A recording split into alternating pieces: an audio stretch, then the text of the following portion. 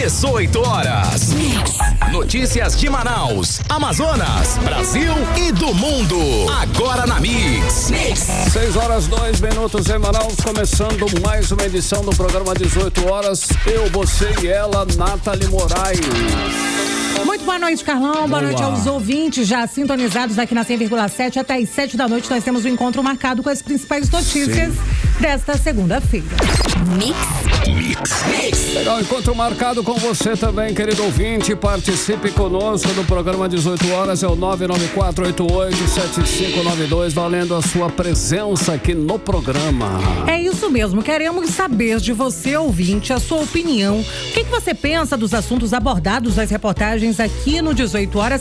Manda um alô pra gente no 994887592. É isso aí, repetindo, 994887592. Participe. 18 horas. E antes de mais nada, vamos dar um giro no trânsito em Manaus, Nathalie. Vamos saber com o André Meirelles como está o trânsito. Boa noite, André. Por onde andas? Trânsito. Muito boa noite pra você, Nathalie. Boa noite, Carlão aí. Boa noite você que nos acompanha ao vivo aqui na 100.7. A gente está aqui pela Avenida Humberto Calderaro, a Paraíba, bem próximo também aqui do DB Supermercado. Já começa aquela forte retenção. Tudo isso acontece, claro, pelo horário. Tem muitos veículos aqui pela via, o que piora ainda mais quando vai chegando nas proximidades da passagem de nível da avenida que a gente passa nesse momento aqui pelo local Efigênio Salles. Então, o trânsito aqui nesse trecho está então interditado. A gente também aqui bem passando próximo aqui da La Torre, tem também um carro em pane aqui pelo local que está deixando o trânsito também ainda pior. Daqui a pouco a gente volta com mais informações. Beleza, André Meirelles, agora 6:04. 18 horas. Conferindo agora os destaques do programa 18 horas de hoje. Desemprego sobe no Amazonas e atinge a terceira pior taxa do Brasil. Homem invade condomínio de luxo e faz a própria mãe de refém. Friagem mais intensa do ano deve chegar essa semana no Amazonas. Manaus é a capital da população mais obesa do Brasil. Morre em Manaus o compositor Paulo Onça. Ele foi vítima de agressão durante discussão no trânsito. Legal, 6:05, você no melhor mix do Brasil. Vamos juntos com esses e outros destaques, os assuntos do dia. Os assuntos para você desta segunda-feira, 26 de maio de 2025.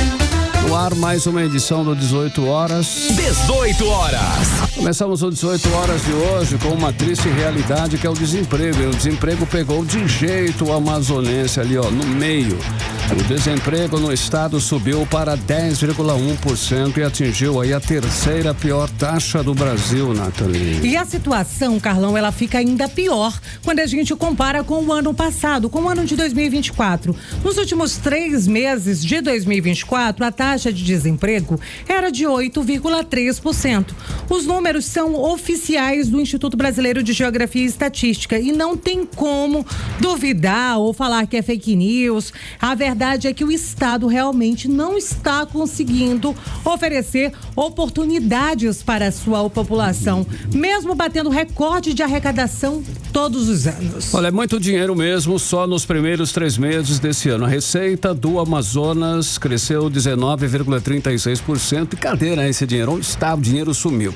Para onde vai essa riqueza que não é investida e transformada em oportunidade para o cidadão que mora aqui e paga aí os seus impostos e é o responsável por essa arrecadação aí, uma boa parte dela, né, Nathalie? Realmente, Carlão, essa realidade de aumento de desemprego no estado tão rico é o resultado de uma gestão que não tem prioridade e nem sabe investir a sua riqueza em desenvolvimento para o seu povo. E é sobre isso que a gente conversa agora com o repórter Kennedson Paes, que está com esses dados e traz mais detalhes pra gente. Muito boa noite, Kennedson. Então, já são mais de 200 mil pessoas desempregadas em 2025 aqui no nosso estado? Exatamente isso, Nathalie. Muito boa noite para você, para o Carlão, para todos que acompanham a gente aqui no 18 horas da Mix. Infelizmente, esses números são alarmantes. A gente sabe que esse aumento do desemprego aqui num estado tão rico, cheio de recursos naturais e também incentivos fiscais aqui no nosso estado do Amazonas, a Receita também é retrato ali justamente desse cenário atual. sem planejamento, Nathalie, sem compromisso principalmente com o desenvolvimento humano aqui no nosso estado do Amazonas. A gente sabe que esses números, eles são extremamente graves para cá, para o nosso estado, porque muitas pessoas estão desempregadas, elas estão sem levar sustento para suas famílias. E o número aqui no Amazonas, ele ultrapassou uma marca muito grande, a marca de 2 dígitos da taxa de desemprego, subiu para mais de 10%, gente, só nos primeiros meses deste ano. Então a gente está falando de um número muito significativo que representa mais de 200 mil pessoas sem trabalho formal aqui no nosso estado do Amazonas. E aí a gente começa a pensar onde que essas pessoas estão trabalhando, se elas estão de fato ou não, se elas estão recebendo, por exemplo, dependendo de benefícios para sobreviver, mas a gente também está sabendo de outro dado que é em relação à informalidade. Por exemplo, a gente tem dados de informalidade que praticamente dispararam também. A gente tem quase 1 milhão de amazonenses que estão nessa correria, sem a carteira assinada, sem o direito de nada, vivendo ali de bico, sobrevivendo com o mínimo. A gente também ouviu muito falar sobre a questão de pejotização, que cresceu muito o número de pessoas que decidiram ser PJs devido ao grande número de impostos que o trabalhador CLT tem. Alguns preferiram até mesmo CPJ para reduzir essa quantidade de impostos. E o que a gente está vendo que é um cenário estarrecedor, um cenário chocante para muita gente. A gente entrou em contato com o IBGE, eles disseram que as empresas elas não estão conseguindo absorver a mão de obra disponível, mas a verdade é que falta muita gestão daqui do governo do Amazonas para que gire essa economia com inteligência, que também estimule o setor produtivo, que pare ali de jogar dinheiro público em obras eleitorais, em contratos questionáveis. Então, acho que falta propaganda, né? Propaganda, falta muita gestão para poder mudar esse cenário que é dramático. A gente entrou em contato com o seu Adjalma Nogueira, ele que é disseminador de informações do IBGE. Ele diz que falta oportunidade, essa falta de oportunidade ela atinge não apenas os mais idosos, mas também os jovens que buscam um primeiro emprego. A expectativa, a gente também tentou entrar em contato com o Cine para saber informações atualizadas, se havia algum tipo de ação que poderia beneficiar essas pessoas que estão em busca do primeiro emprego ou voltar ao mercado de trabalho. E o que nós recebemos são informações muito boas que eu resolvi trazer aqui pra gente, para exatamente levar um pouco mais de esperança, essa luz no fim do túnel, Carlão. Segundo o IBGE, aqui em Manaus, a partir de julho, o mercado ele dá uma reagida com aquecimento da indústria, também do comércio. Também disseram que as empresas agora, nesse período já do Dia dos Namorados, vão começar a contratar, vai abrir novas vagas de emprego também. Sim. E com isso as oportunidades elas vão acontecendo, e aí as pessoas também têm que abrir o olho. E eu cheguei a entrar em contato também com o secretário Alonso Oliveira, e ele trouxe pra gente informações muito importantes que agora, no dia 29 e 30 de maio, vai acontecer o mega feirão de empregabilidade, que vai contar com mais de 20 empresas que vão oferecer vagas de emprego, orientação profissional e também serviços gratuitos. Esse evento ele vai acontecer lá na Central do Empreendedor, no Shopping Felipe Dal, lá na Avenida Camapuã, bairro Cidade de Deus, das 9 horas da manhã até as 2 horas da tarde, evento gratuito que não precisa agendar. Mas lembrando, né, Kennethson, esse evento é só aqui para Manaus. E quanto Exatamente. Isso, né, a gente sabe, Carlão, que o nosso interior, os nossos 62 municípios são municípios muito ricos, mas que faltam investimentos por parte do governo para que exista realmente uma geração de emprego. A gente está agora, por exemplo, nesse momento de cheia, onde famílias inteiras amargam prejuízos porque realmente não tem uma renda, não tem de onde tirar e não existe um incentivo por parte do governo. É isso, é para esse ponto que a gente está chamando a atenção, né, Kenneth? Com certeza, Nathalie.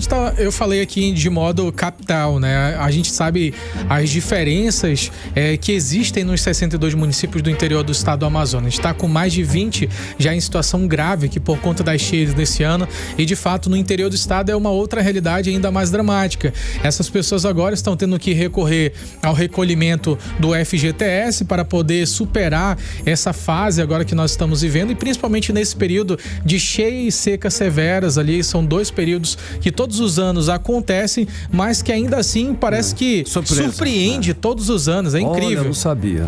E aí essas pessoas acabam ficando em uma situação muito grave, e com certeza elas estão passando por apuros nesse período de desemprego, Carlão e Nathalie. Legal, Kennedy Sampaio, obrigado pelas informações, pelos dados. Agora são 6h12 e você está no melhor mix do Brasil. 18 horas. Olha, morre em Manaus o sambista Paulo Onça, querido Paulo Onça, vítima de agressão no trânsito. Esse é o nosso assunto em instantes, já aqui no 18 horas. 18 horas. Olha, escuta esse absurdo, hein? Um homem invadiu um condomínio de luxo aqui em Manaus e fez a própria mãe, a mãe dele de refém. Ele foi detido, inclusive, pela polícia, hein, Nathalie? Esse caso, Carlão e ouvintes, foi registrado na manhã desta segunda-feira.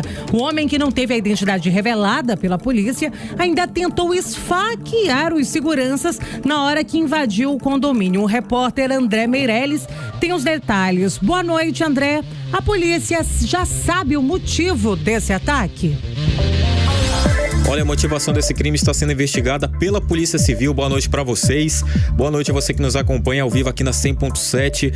Mas o que de fato aconteceu em toda essa história? O homem fugiu e foi se esconder na casa da própria mãe. Só que aí aconteceu o pior, né? Ele manteve ela como refém por alguns minutos, e a motivação desse ataque todo ainda é um mistério. No total ali foram 5 viaturas acionadas para o local e uma ambulância também foi enviada na mesma hora.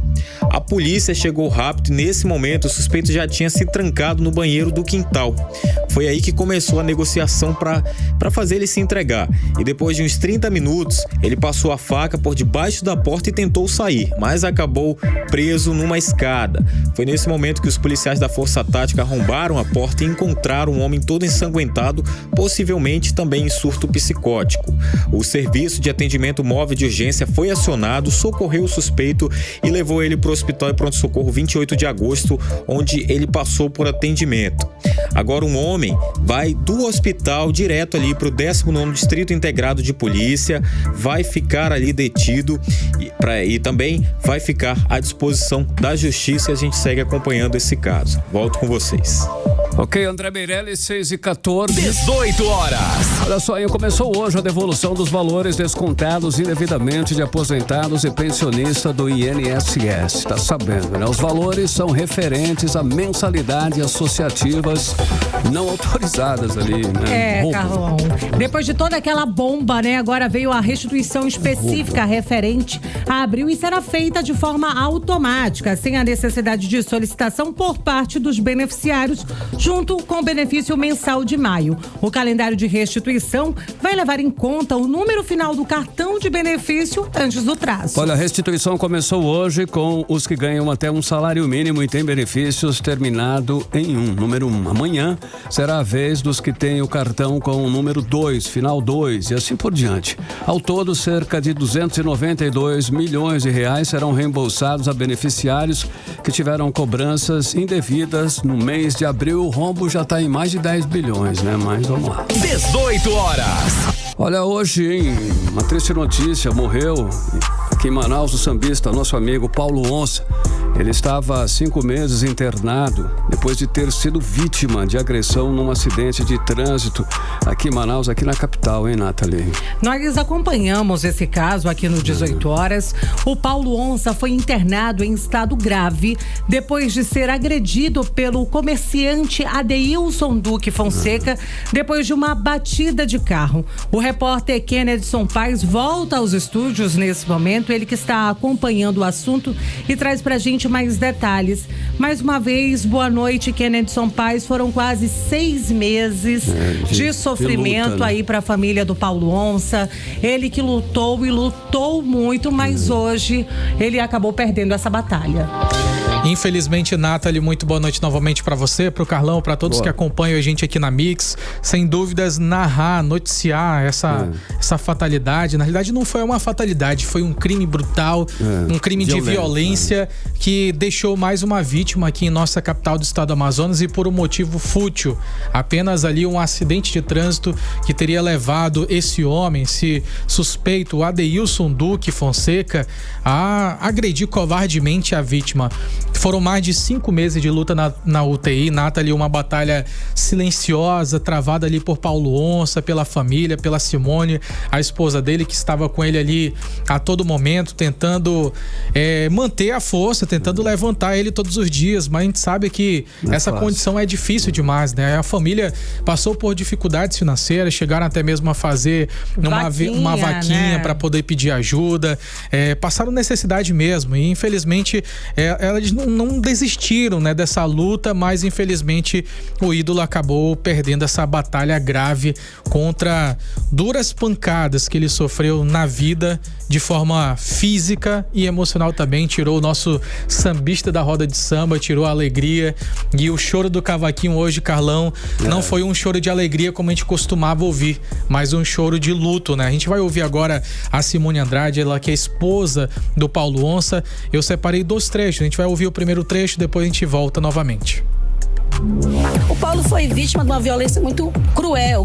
Então, tudo isso, né, uma cirurgia pela idade dele, foi um quadro muito agravante, foi uma violência muito forte na cabeça dele, né? Mas assim, agora, nesse momento, pra mim ainda não caiu a ficha. Eu tô falando aqui, mas eu acho que ainda vou subir pra visitar ele, como todas as tardes a gente fazia isso, né? Mas eu só quero dizer que Paulo Onça não vai existir outro. Paulo Onça é o único. Paulo Onça é esse sambista, é esse ser humano, é esse artista, esse compositor, que eu quero que todo mundo leve no coração a memória dele, essa pessoa que foi referência pra gente no Amazonas, em Manaus, que lutou pelo samba, que trouxe o samba pra gente conhecer aqui pra Manaus. 18 horas. E que foi um grande nome do samba, né? Trouxe de fato essa característica marcante dele, trazer o samba para o estado do Amazonas. Ele que estava, depois de tudo que aconteceu, estava internado desde dezembro do ano passado, depois de ele ser brutalmente agredido durante essa briga de trânsito aqui em Manaus. O compositor, ele foi espancado na cabeça até desmaiar, ele caiu na calçada inconsciente. As imagens, nunca mais voltou para casa, que Nathalie, circularam durante a agressão, elas realmente viralizaram em todo o país, porque chama a atenção o modo, né, como o comerciante, o Adeilson Duque, agrediu o sambista. Ele, no momento da prisão, ele chegou a alegar, dizer que a esposa estava no carro, que a mulher poderia ter ficado ferida, mas a mulher aparece nas imagens, né? Ela saía do carro e ia até ele, ela inclusive pediu para que ele cessasse as agressões, mas as imagens que circularam realmente não dava para questionar aquelas imagens, né? Ela realmente estava bem, não existia nenhum ferimento, não existia motivação para tamanha agressão. Aquilo realmente foi uma tentativa de homicídio. E as imagens que circularam do Paulo Onça, mostrando aquele afundamento do crânio, realmente chamavam a atenção. Com certeza, Nathalie. A cena foi uma cena de terror, né? Barbárie, né? A gente não quer nem recordar aquele período que com certeza foi muito doloroso para toda a família, Nathalie. Foi uma cena realmente de terror. A gente separou também um outro texto, Nathalie, da Simone Andrade, que ela fala também a respeito de qual é o sentimento da família agora. O que a família, com certeza, é a justiça, é o que todos querem nesse momento. Vamos ouvir a Simone. Eu peço muito às autoridades de Manaus, não é porque ele é o Paulo Onça, não, eu sempre falei isso, é porque ele é um ser humano que não teve, sabe, o direito de chance, ele não conseguiu ter chance de se defender, ele baixou o vidro e foi brutalmente, né, agredido. 18 horas. Paulo Onça tinha 63 anos, uma lenda do samba amazonense, a voz e a caneta por trás dos hinos como Nem Verde Nem Rosa, foi campeão com a Vitória Régia, conquistou o Rio de Janeiro com a Salgueiro e a Grande Rio, escreveu para Jorge Aragão, Zeca Pagodinho, Exalta Samba, era reverendo nas avenidas e nas rodas, e mesmo com toda essa história, passou os últimos dias ali dependendo de doações, infelizmente, por conta de tudo que aconteceu, mas a história, o legado, o samba samba, isso daí vai continuar sendo eternizado, Salve, né, Nathalie? Paulo Onça. Com certeza, Kennedson. Eu acabei de receber aqui uma informação, inclusive o Adeilson Duque, né, o suspeito de agredir aí o sambista Paulo Onça, ele continua preso, tá? E ele vai passar por uma audiência de instrução nesta sexta-feira, dia 30 de maio, segundo o Tribunal de Justiça do Amazonas. A gente vai seguir acompanhando e com certeza a gente volta trazendo mais atualizações, porque com a morte de Paulo Onça agora homicídio. Tudo muda no processo, não é mais uma tentativa. De fato, ela consumou, né?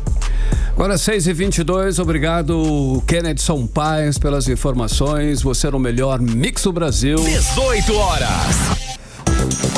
Manaus é a capital da população mais obesa do Brasil. É o nosso assunto em instantes. 18 horas. Pelo giro no trânsito, mais uma vez, Nathalie Moraes. Vamos saber como é que anda aí as principais vias de Manaus. Vamos saber como é que tá a volta pra casa mais uma vez, André Meirelles, por onde andas? Mas antes de me responder por onde andas, Sim. Vai ter novidade, André, sobre aquela situação dos radares aqui em Manaus? Trânsito. Isso mesmo, Carlão, boa noite mais uma vez para vocês, boa noite você que nos acompanha aqui na 100.7. Prefeito de Manaus, Davi Almeida, ele anunciou aí uma nova data para o funcionamento dos novos radares eletrônicos aqui na cidade. A ativação que estava prevista para 1º de junho, agora esse próximo mês, agora começa a valer só no outro mês, no dia 1º de julho. E a mudança tem um motivo importante, né? Dá mais tempo aí para que os motoristas venham se adaptar às novas regras e, claro, reforçar o que realmente importa. E é isso que explica agora pra gente o vice-diretor de trânsito do IMU, Edson Leda. Vamos acompanhar a fala dele. A determinação do prefeito Davi Almeida, do vice-prefeito Renato Júnior, juntamente com o nosso presidente Arnaldo Flores, solicitaram que nós fizéssemos o adiamento da fiscalização eletrônica para o mês de julho, para que a população pudesse se adequar, se habituar com os novos locais, para que a gente pudesse ainda também melhorar ainda mais a sinalização nesses pontos. Uma vez que hoje a sinalização que tem, ela já cumpre o que a legislação vem preconizando, porém o prefeito solicitou que nós fizéssemos um reforço na sinalização e também dessemos um pouco mais de tempo para a população se acostumar com os novos radares que serão instalados. Ao longo do mês de junho nós estaremos fazendo campanhas maciças de divulgação desses locais, para que assim a população saiba corretamente onde estão os pontos e quando for no dia 1º de julho, esses veículos, esses radares comecem a funcionar. 18 horas. Então, a gente conferiu a fala aí do vice-presidente do IMU, de trânsito do IMU, Leda Júnior, falando aí, né, que sobre o funcionamento dos novos radares eletrônicos que só vão começar a funcionar agora para começar ali, né, a multar quem cometer infrações a partir do dia 1º de julho. Antes era 1º de junho, agora é 1º de julho. A gente passa nesse momento aqui pela Avenida Newton Lins, onde o trânsito está moderado por aqui, levando essas informações também. Ao todo, são 20 novos equipamentos que vão ser instalados aí pelo IMU, que é o Instituto Municipal de Mobilidade Urbana. São 13 radares fixos com leituras de placas, 2 lombadas eletrônicas e 5 sensores para avanço de sinal vermelho, todas em áreas críticas da cidade com alto fluxo e históricos de acidentes. Nathalie, Carlão. Legal, André. Agora são 6h25. Você no melhor Mix do Brasil. 18 horas. Agora saber, né, sobre o tempo, previsão do tempo e temperatura. E é com ela, Vanessa Lima. Previsão do tempo. Boa noite, Nathalie, Carlão e Boa. a todos que acompanham a previsão do tempo aqui com a gente no 18 horas. E essa segunda começou com bastante sol e calor na cidade, né? Mas como é comum na nossa região, as nuvens começaram a se formar ao longo do dia e tivemos algumas pancadas de chuva em algumas áreas aqui da cidade. E para essa noite, a previsão é de que as chuvas continuem, com possibilidade de trovoadas. E agora vamos falar sobre o clima de amanhã, 20 27 de maio, terça-feira, segundo o Clima Tempo. Bom, a terça vai ser um dia de sol com algumas nuvens. Amanhã pode começar com chuva leve, mas no decorrer do dia, essas chuvas podem se tornar mais intensas, mas elas serão breves. E à noite, a previsão é de que as chuvas continuem, então é melhor estar preparado para um final de noite chuvoso nessa terça-feira. A temperatura da terça varia entre mínima de 24 e máxima de 30 graus. E a umidade relativa do ar fica em torno de 69 a 95%. Legal, Vanessa Lima, e continuando, falando em clima, imaginem aí uma queda de temperatura de pelo menos 10 graus. Olha, a gente aqui no norte, inclusive, é acostumado com esse calor de forno, né, de micro-ondas ainda. De repente, poderemos ir, né, para um congelador, assim, sair de um para ir para outro. É bem diferente mesmo. 10 graus é muita coisa pra gente aqui. É isso mesmo, Carlão. Parece que tá chegando a hora de tirar ali aquele moletom do armário que já tá ali pegando mofo. Faz tempo que a gente não tira, viu? Isso porque, Carlão, uma frente fria está vindo aí e vai trazer a friagem mais forte do ano para o estado do Amazonas. Nós queremos saber, você, ouvinte, vai estar preparado para esse frio? E essa friagem não vai afetar a sua Amazonas, mas também outros estados da região norte? A Vanessa Lima continua com a gente e vai dar mais informações. Pois é, gente, uma frente fria está vindo aí e promete trazer a friagem mais forte do ano para o Amazonas. A partir desta terça-feira, cidades como Apuí, Boca do Acre, Lábrea, Humaitá, Manicoré e Novo Aripuanã vão ser as mais afetadas. E não é só isso, hein, pessoal? O contraste entre o ar frio e o ar quente pode provocar temporais também. Então é bem importante estar preparado e ficar atento às atualizações do tempo, hein? Essa friagem não vai afetar só o Amazonas, mas também vai afetar outros estados da região norte, como Acre, Rondônia, além do Mato Grosso do Sul e do Mato Grosso. Legal, valeu, obrigado pela sua participação, Vanessa Lima, aqui em 100,7. 18 horas. Continue aí, hein? Inclusive você pode participar conosco, hein, querido ouvinte. Acione aí o nosso WhatsApp, que é o 994887592, que está sempre à sua disposição, valendo a sua participação. Mix. Política. Bora lá então de política aqui em 100,7. Nathalie, é contigo essa, hein? Vamos começar assim, olha. Fim do mistério, o presidente municipal do Partido Progressista, que é o Coronel Alfredo Menezes. Ele confirmou aí, olha só, que vai tentar realmente uma vaga lá no Congresso Nacional em 2026. Será que esse nome ainda tem força depois de tanta história, né? De tantas idas e vindas? Ou é só mais um na fila? O que você acha, Nathalie? O que você tem apurado dessa história aí? Então, Carlão, mais uma vez, boa noite para os nossos ouvintes. Carlão, a gente tem acompanhado e a gente já tinha feito essa discussão aqui. Inclusive, você trouxe essa aposta e disse, eu acredito que o Menezes vem aí com uma vaga pro Congresso Federal. Ele vai tentar ir realmente uma vaga para deputado federal e você estava certo, viu, Carlão? Porque durante uma entrevista à Rede Onda Digital, ele confirmou que realmente tem planos claros aí para disputar uma vaga no Congresso Nacional em 2026. Ele que já foi candidato ele foi candidato a vice, né, na chapa do Roberto Cidade nas últimas eleições, nas eleições municipais passadas.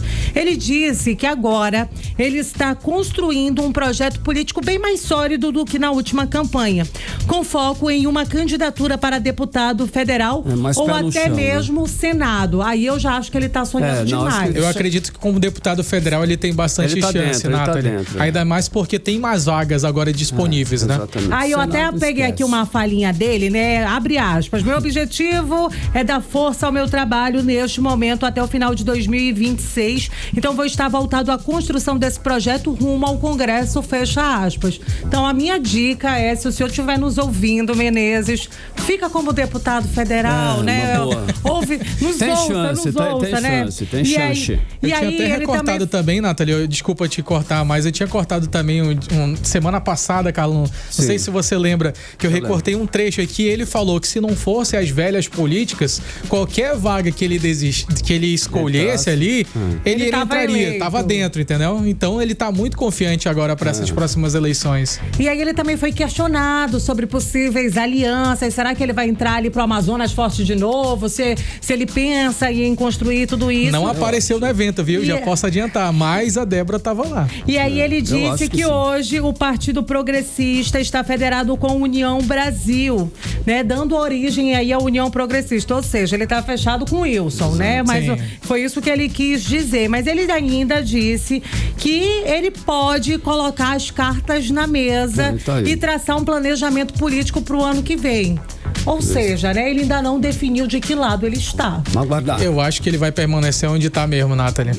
É onde ele estava recebendo apoio. Mas talvez ele tenha essa questão de o cara me apoiou para ser vice-governador, então acho que vou permanecer. Pois é, mas ele também foi questionado aí sobre tornar realmente possível apoiar nomes de peso como o de Omar Aziz. Ele não escondeu a admiração do Omar, disse realmente que o Omar tem força em Brasília, que está próximo do presidente Lula, e se entrar na disputa vai fazer bastante barulho. Acho que ele já falou tudo. Se ele for convidado, ele vai, porque ele vai ter mais chance nesse grupo aí, com certeza. Se ele falou bem do Omar nesse período agora, que tá muito polarizado esse assunto, com certeza já deve ter alguma conversa aí nos bastidores. Beleza, Ken, contigo agora, hein? Olha só, no sábado, né, Saulo Viana apareceu ao lado de Wilson Lima, que é o governador, né, o Wilson Lima, na inauguração do Centro de Treinamento Carlos Amit.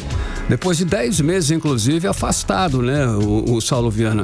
O que você acha, Ken? Isso daí é só cortesia política mesmo, só firula, ou pode ser que tenha aí um ensaio de reconciliação, prevendo alguma coisa no futuro aí? Então, Carlão, toda a imagem, né, que a gente consegue ver nesse cenário político fala muito mais alto do que apenas palavras, né? Mas o fato é que a gente do 18 horas foi atrás, a gente conversou com o Saulo Viana, ele falou exclusivamente com a gente, né, Nathalie, do 18 horas, deixando muito claro que essa aparição dele, Carlão, ao lado do Wilson Lima no sábado, ela foi só uma participação institucional, né, só uma cortesia política mesmo. Segundo o próprio deputado, ele foi convidado como presidente nacional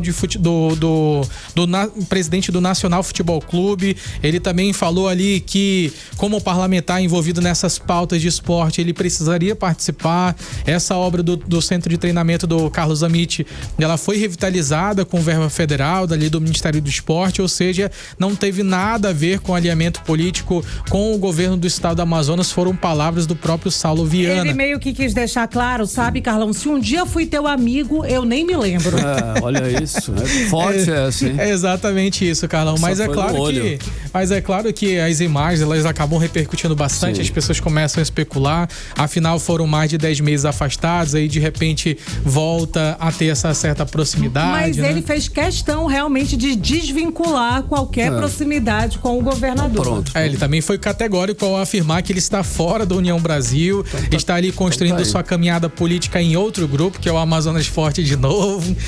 Nos bastidores, o aliado de Saulo diz que foi só um gesto pontual, pela importância da obra, e que também essa parceria de hoje, ele tem essa parceria de hoje com o prefeito de Manaus, Davi Almeida, e pelo menos por enquanto não tem volta nem reconciliação em vista, Carlão. Foi só cumprindo a agenda. Voltando para você, Nathalie, olha só, senador Eduardo Braga, ele mandou a real. Para ele é muito difícil ver Omar Aziz e Davi Almeida disputando o governo do Amazonas ao mesmo tempo em 2026. Ainda existe alguma dúvida com relação a isso? Ou isso daí já é um movimento para evitar realmente a rachadura no grupo? O Braga tá jogando para... Qual é, né? É porque tá sempre esse negócio vai e vem, mas é porque eles estão sendo questionados, né? Entendi. O tempo todo nas pesquisas, as pesquisas vêm colocando o Davi ali num cenário como se ele realmente fosse candidato ao governo, ainda que ele tenha dito que ele vai fazer algumas movimentações, fazer as articulações, as indicações dele, mas ele já fez várias declarações diretas de que ele não tem interesse nenhum em disputar essa vaga, mas todos os aliados ali do Amazonas Forte de novo são questionados sobre essa possível candidatura, e foi mais uma vez o caso aí do senador Eduardo Braga, né, que foi a uma entrevista, e aí ele foi mais uma vez questionado aí se ele achava que o Davi teria chances se existisse uma eleição ali com o Omar. E aí ele negou mais uma vez qualquer possibilidade, disse que eles estão muito bem alinhados, os três juntos, a gente diz prefeitura e os dois senadores, né? E ele disse que não existe essa hipótese, que isso não vai acontecer, porque ele não vê viabilidade para essa outra candidatura, já que está fluindo tudo muito bem ali dentro desse movimento, que a gente pode dizer assim, né? Inclusive o Eduardo Braga aposta aí na manutenção do grupo político até as eleições de outubro de 2026. Mas vai que o Davi Almeida queira vir pro Senado. Aí tudo pode mudar, né? Bom, enfim. E quem, voltando para ti, olha só, falando em Davi Almeida, vamos lá. Davi Almeida, o prefeito de Manaus, ele não aliviou e disse o seguinte, que vai expor nomes de parlamentares que não estão ajudando Manaus, que não estão fazendo a parte deles, que deve ser ajudar Manaus, é claro. Ele está fazendo aí uma chamada para a responsabilidade, ou como nós estamos aí, né, no meio de uma campanha já praticamente, a gente tem que tocar nesse assunto. Ele está preparando o terreno para uma campanha mais agressiva, já em campanha já para 2026, falando isso. Olha, eu vou colocar o seu nome na berlinda e você pode se queimar, não é isso, Ken? É exatamente isso, Carlão, e já estava acontecendo há bastante tempo, né? Inclusive, não sei se você lembra aqui que a gente foi lá no bairro Parque Riachuelo, que fica lá na zona oeste de Manaus, onde foi anunciada o recapeamento de mais de 10 ruas ali naquela região, e naquela ocasião Davi Almeida, Renato Júnior já estavam falando bastante a respeito disso, dizendo que deputados federais de verdade, eles mandavam emendas parlamentares para que algo fosse realizado em Manaus, para melhoria da capital, não era de deputados que iriam para as redes sociais para apenas ganhar like, enfim. Então isso já estava acontecendo de forma frequente e isso só aumentou com o passar dos dias, Carlão. Afinal, a campanha já começou para todos eles e com certeza isso vai ser predominante, até mesmo porque Davi Almeida é o prefeito de Manaus, o vice-prefeito de Manaus, Renato Júnior, tem bastante influência também e também tem um público para quem ele pode falar. E é claro que quando você chega e fala as pessoas que não estão entregando emendas parlamentares, não estão investindo na capital, que é a capital do estado do Amazonas, com certeza abala a imagem. Não é só um aviso político também, isso daí começa a ser ali uma ameaça para 2026, sem dúvida, Carlão. O prefeito, ele disse que não tá só cobrando, ele também tá dando recado bem direto para quem quiser entender, Carlão. Para pegar uma grana, né, cara, que é importante, não é isso? Então, Carlão, é investimentos, né? Exato. Investimentos que podem ser revertidos para a capital do estado do Amazonas, em relação à construção de unidade de saúde, a escolas, a merenda escolar, tem também ali o uniforme escolar. São vários investimentos que podem ser realizados e que falta esses investimentos. E um dos detalhes que mais chamou a atenção, Carlão, nessas últimas falas que eu acompanhei do vice-prefeito de Manaus, Renato Júnior, foi de que ele disse que se faltava propostas de emendas, faltava propostas da prefeitura para apresentar para eles, eles solicitaram para que, olha, venham aqui com a gente e tal, falem que vão destinar emendas, a gente vai entregar um monte de propostas, um monte de projetos para que vocês possam destinar essas verbas parlamentares. Ele falou isso então aqui ele com a fez gente, essa convocação. Aqui na entrevista. É exatamente isso. Então eles já estão dizendo assim, olha, não tem mais desculpas se vocês não estão ajudando, isso daí só tem a ver com vocês e não com a gente, Carlão. Beleza, Ken, valeu, Ken Paz aí no nosso giro político, valeu, Nathalie Moraes. 18 horas. Olha só, escuta essa agora, hein? Inclusive é um dado alarmante. Manaus lidera um ranking nada animador. É a capital mais gorda do Brasil. Uma notícia que acende um alerta para a saúde da capital. Essa informação, Carlão, foi divulgada pelo Atlas da Obesidade. A repórter Odineia Araújo tem os detalhes. Odineia, o que está pesando tanto assim na balança dos manauaras? Nathalie, uma série de fatores contribuem para esse tipo de ranking que coloca Manaus no topo da obesidade, segundo o levantamento do Atlas da Obesidade no país. Mas a nossa dieta alimentar e a falta de atividade física são os que mais pesam nessa balança, viu? De acordo com o Atlas da Obesidade, 63,5% da população de Manaus está com excesso de peso. Mas o título, infelizmente, não é novidade. obesidade, desde pelo menos 2013, quando começaram a monitorar a obesidade no Brasil, que a capital do Amazonas convive com esse estigma de ter os maiores índices de obesidade aqui do Brasil. Na época, inclusive, uma pesquisa da Associação Brasileira para o Estudo da Obesidade e Síndrome Metabólica já alertava para isso. A nutricionista Lilian de Lima ajuda a entender melhor esse cenário. Ela explica, por exemplo, que a alimentação da população de Manaus tem uma base bem conhecida: muito carboidrato. É pão, tapioquinha, banana frita, arroz, farinha, tucumã e pupum e por aí vai. É tudo que a gente gosta, mas que está pesando mais no nosso corpo. Vamos ouvir. Felizmente, esses dados são verdade. De acordo com o Atlas de Obesidade aqui do estado do Amazonas e também o Atlas Mundial de Obesidade de 2025, Manaus realmente ficou em primeiro lugar no índice de obesidade do país. E o pior é que, se nada mudar, uma grande parte da nossa população vai estar com sobrepeso ou obesidade em pouquíssimo tempo. E sim, a nossa cultura alimentar tem um grande peso nisso. Se vocês pararem para analisar, a alimentação amazônica é muito focada em carboidratos. É muita tapioca com manteiga, banana frita, pães, arroz, farinha, macarrão, batatonese. E diferente do sul do país, a gente não tem tanto aquele hábito de comer proteína. Ainda conforme a nutricionista Lilian de Lima, o problema não está em comer essas delícias, mas sim o exagero e a falta de equilíbrio. Consumir os nossos quitutes amazônicos são uma delícia, desde que a gente consuma eles de forma correta. Nada é proibido, mas se a gente consome tudo isso todos os dias e sem equilíbrio, o excesso calórico vai ser inevitável. Só para vocês terem noção, uma tapioca média, apenas com manteiga, tem uma faixa ali de 400 calorias. Se a gente ainda acrescenta queijo coalho, banana frita, um monte de tucumã, a gente vai ter um número ainda maior calórico. E aqui a gente fala bastante de nutrientes, mas quando o assunto é emagrecimento ou controle de peso em prol de uma boa saúde, as calorias no final do dia também vão importar. E ignorar isso é fechar os olhos para o problema da obesidade na nossa região amazônica. São consideradas obesas as pessoas com índice de massa corporal igual ou superior a 30. Bom, ser a capital mais gorda do Brasil não deve ser motivo de vergonha, mas deve sim servir de alerta. Não é cortar tudo, mas é buscar equilíbrio no que come e se movimentar, né, gente? Sim. Volto com vocês. Legal, Otinéia, 6h43, você no melhor mix do Brasil. 18 horas. Olha só, pessoal, atenção para essa notícia que liga aí o sinal de alerta aqui no Amazonas, hein?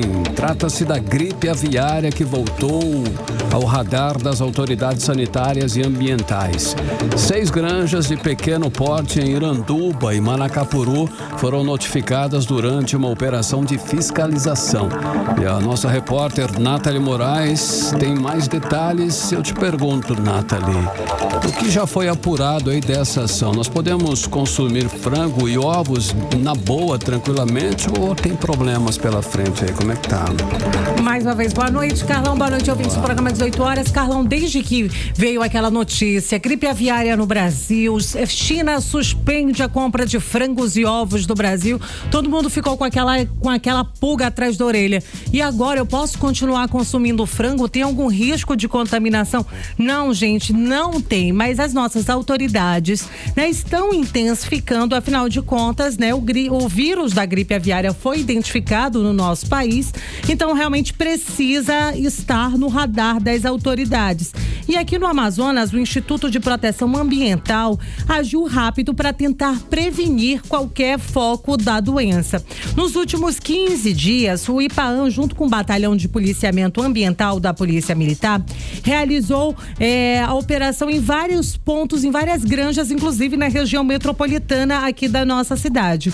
Como resultado, Carlão e ouvintes, 6 granjas de pequeno porte nos municípios de Iranduba e Manacapuru foram notificadas para regularizar ali a situação ambiental.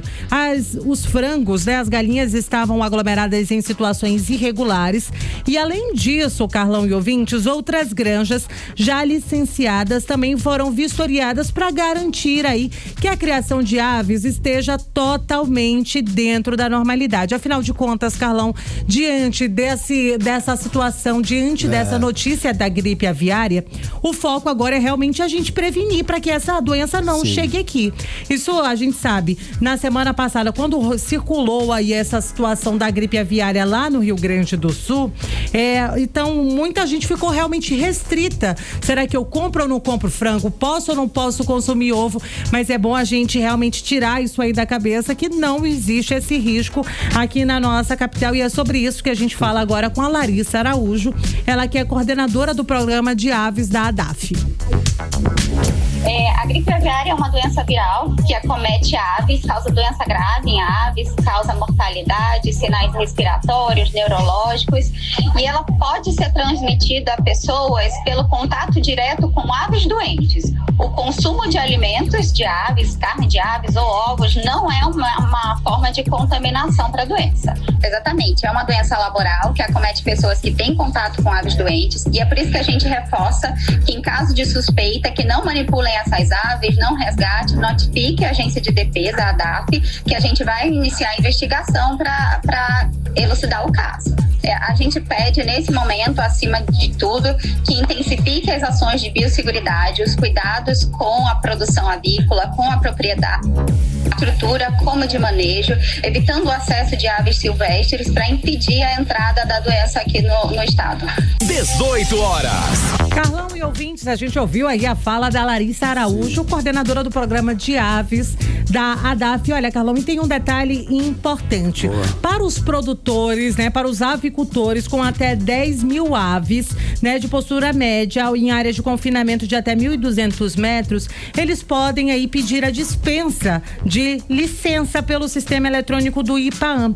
Nesse caso, depois da avaliação técnica, o produtor recebe ali um certificado de dispensa ambiental. Mas vale a gente reforçar, Carlão, não existe a circulação da gripe aviária aqui no Amazonas, aqui na nossa região, mas é necessário sim continuar com a fiscalização ativa. Tá de boa, afinal de contas, todos os produtores da nossa região não estão regularizados, então a luta é para que todo mundo esteja ali regular para prevenir hoje e evitar um problema maior lá na frente, com certeza. Podemos dizer que tá de boa no momento, mas o pessoal tá atento e a gente tem que ficar atento aí para as notícias, não é isso, Nathalie? Com certeza, e sempre que você for comprar, né, um frango, um ovo, você esteja atento ali para aquele selo de verificação, procure verificar realmente se é um produto que tem um selo de qualidade para não acabar, né, caindo aí em roubada.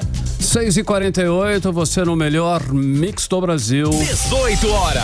Olha só, a Prefeitura de Manaus já está pensando aí no futuro. Chegou na Câmara Municipal o projeto da Lei de Diretrizes Orçamentária para 2026, ou seja, onde e quanto, né, a Prefeitura vai investir na cidade, não é isso? É isso, Carlão. Segundo a Prefeitura de Manaus, a ideia é seguir uma trajetória fiscal sustentável e garantir o crescimento aqui da nossa cidade. A Prefeitura, inclusive, escutou a população. Mais de 10 mil pessoas participaram aí. A gente está falando do planejamento destes gastos. Quem vai trazer mais informações pra gente é o repórter André Meirelles. E é isso mesmo, mais de 10 mil pessoas participaram do PPA participativo. Boa noite pra vocês, boa noite a você que tá nos acompanhando aqui na 100.7. Olha, a galera falou, a prefeitura escutou e agora vem aí um monte de coisa importante pra cidade. Entre as prioridades, tem um plantio de 20 mil mudas no programa Manaus Mais Verde, construção de 2 novas UBSs, que são unidades básicas de saúde, o Hospital Dia Municipal, Mascapes, os centros de atenção psicossocial e até consultório itinerante rodando pelas ruas. Na educação, a promessa é de ampliar creches, reformar escolas e ter aí mais atendimentos em tempo integral. E olha aqui essa meta, é aumentar em 85% a inclusão de pessoas com deficiência. Já na área social, vem aí a Cidade do Autista, novo CRAS, que é o Centro de Referência de Assistência Social, apoio aos idosos e um programa de inclusão esportiva. E na economia, a meta é ajudar quase 2.500 empreendedores a tocar os negócios. E para melhorar a mobilidade, vem aí 43 quilômetros de asfaltos novos, mais unidades habitacionais 250 ônibus novinhos rodando pelas ruas de Manaus. Ou seja, o planejamento tá pesado, mas a gente vai ficar de olho aqui para qualquer outra coisa importante. A gente vamos acompanhar e trazer as informações desse orçamento que vai ser executado e que vai passar também na Câmara. A gente vai trazendo mais detalhes. Legal. Volto com vocês. Ok, André, agora 6h40, você no melhor mix do Brasil. 18 horas. Olha só, em atenção, estudantes, o Enem 2025 está com inscrições abertas e o prazo vai até o dia 6 de junho. E a inscrição é feita exclusivamente online, hein? É online pelo site enem.inep.gov.br/participante. É fácil. E tem novidade, tá, Carlão? Para quem tá aí no terceiro ano do ensino médio e também para quem está buscando a certificação, ou seja, aquela pessoa que não tem o certificado, não concluiu o ensino médio, mas estava buscando ali aquela oportunidade para ter esse certificado em mãos, anota aí, porque a oportunidade é através do Enem. As provas vão acontecer entre os dias 9 e 16 de novembro em quase todo o Brasil, com exceção de algumas cidades do Pará. Olha só, fique atento, hein? Você quer participar do Enem, porque a inscrição só é válida com o pagamento da taxa de R$ 85,00 e o prazo para pagar vai até o dia 11 de junho. Agora 6h51 e você está no melhor mix do Brasil. 18 horas. Natália, que tal nós darmos mais um giro aí pelo trânsito em Manaus com o André, hein? Vamos sim, vamos voltar a falar com ele, André Meirelles. André, por onde andas? Como é que tá o trânsito? Trânsito. Boa noite mais uma vez pra você, Nathalie. Boa noite, Carlão. Boa noite que você nos acompanha ao vivo aqui na 100.7. A gente passa nesse momento aqui pela Avenida do Turismo, né? Onde vai acontecer aí, né? Os novos asfaltos aqui pelo local. E por aqui o trânsito tá com boa fluidez, digamos assim, em ambos os sentidos por aqui, né? Sem nenhuma ocorrência registrada até esse momento. Então você que vai trafegar aí ou que tá trafegando nesse momento pela Avenida do Turismo, pode ficar despreocupado com essa situação, né, que o trânsito está aqui, tá bastante com boa fluidez. Karime e Carlão. Beleza, André Meirelles, o trânsito está fluindo bem em Manaus. 6h52, você no melhor mix do Brasil. 18 horas. Esporte. Eu falei mix do Brasil, olha.